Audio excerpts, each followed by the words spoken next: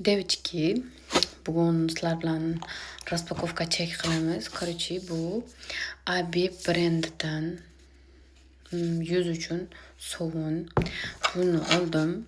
Buni ham sizlarga ko'rsatib beraman, obzor qilib, qanday effektini, qanchalik zo'rligini. Keyin men body wash oldim. Body wash, ya'ni tana uchun sovun. Yumshoq takoy, lehki bo'ladi. Qizlar Dr. Jartdan mist. Yuzga sepishga mist oldim. Короче, bu serum sprey yuzga sepadigan edim. Qo'llar bilan ish qilib o'tirmaysizlar va oyoq uchun именно oyoqni yorilgan rasm bor edi. Yorilgan joylari bo'ladi. Qaranglar mana do и после. Mana shunaqa qilib berar ekan. Mana shunaqa narsadan oldim. Как раз men bu ayniqsa yozdan o'tgandan keyin kuzda naskini kiyasizlar-yu, asabiyligi tegadi-yu, ilinib qolib oyoqqa. Mana shunga zo'r foyda. Qizlar, qaranglar men nima oldim. Men mana shu brend maskasini oldim. Buni ham men obzor qilib ko'rsatib beraman, effektini ham ko'rsatib beraman.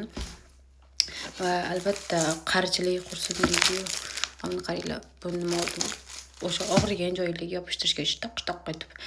Keyin qizlar, men Media Cup kechasiga maqtab aytgandim. Effektini ko'rsatib beraman degandim. Kollagenli maska. Buni yuzga surgandan keyin uxlash kerak ekan. Hozir men yuzimga serum surganman. Vitamin S serumidan. Bu sal unaqa qilsin, nima deydi, qotsin. Keyin men sizlarga Media Cup maskasini surib beraman. Bu Media Cup maskasini anaqasini ham tushuntirib beraman.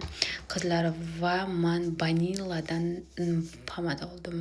Shuni takoy lip yog'li pomada. Вообще zo'r ekan, rangi ham chiroyli ekan.